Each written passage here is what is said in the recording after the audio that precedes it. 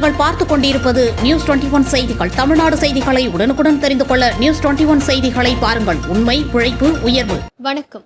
செஞ்சி ஊராட்சி ஒன்றிய கிராமங்களில் புயல் மழையால் பாதிக்கப்பட்ட குடியிருப்பு பகுதிகளில் தேங்கிய மழைநீரை வெளியேற்றும் பணியில் வெளி மாவட்டத்தை சேர்ந்த பணியாளர்கள் ஈடுபட்டுள்ளனர். பெஞ்சால் புயல் மழையால் விழுப்புரம் மாவட்டம் செஞ்சி ஊராட்சி ஒன்றியத்தில் உள்ள பகுதிகளில் கடந்த சில தினங்களாக கொட்டி தீர்த்த கனமழையால் பெரும் பாதிப்பு உள்ளாகின.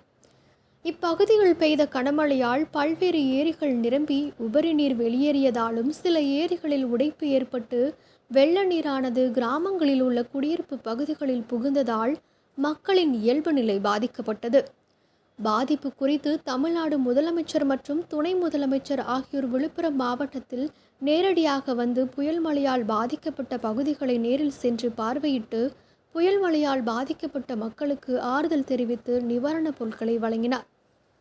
மேலும் ஊரக பகுதிகளில் உள்ள குடியிருப்பு பகுதிகளில் மழை வெள்ளம் சூழ்ந்ததால் கிராமங்களில் வசிக்கும் மக்கள் பெரிதும் அவதிக்குள்ளாகினர். இதைத் தொடர்ந்து முதலமைச்சரின் உத்தரவின்படி பெரம்பலூர் மாவட்டம் வேப்பூர், ஆலத்தூர், வேப்பம்பேட்டை ஆகிய ஊராட்சி ஒன்றியங்களில் இருந்து 10 துணை வட்டார வளர்ச்சி அலுவலர்கள் தலைமையில் 120க்கும் மேற்பட்ட தூய்மை பணியாளர்கள் செஞ்சி ஊராட்சி ஒன்றியத்திற்கு அனுப்பி வைக்கப்பட்டனர்.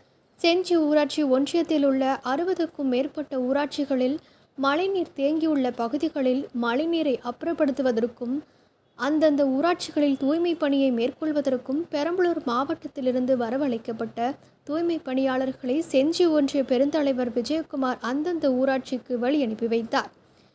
இவர்கள் அந்தந்த ஊராட்சிகளுக்கு சென்று குடியிருப்பு பகுதிகளில் தேங்கிய மழைநீரை வெளியேற்றும் பணியிலும் தூய்மை பணியிலும் ஈடுபட்டு வருகின்றனர்.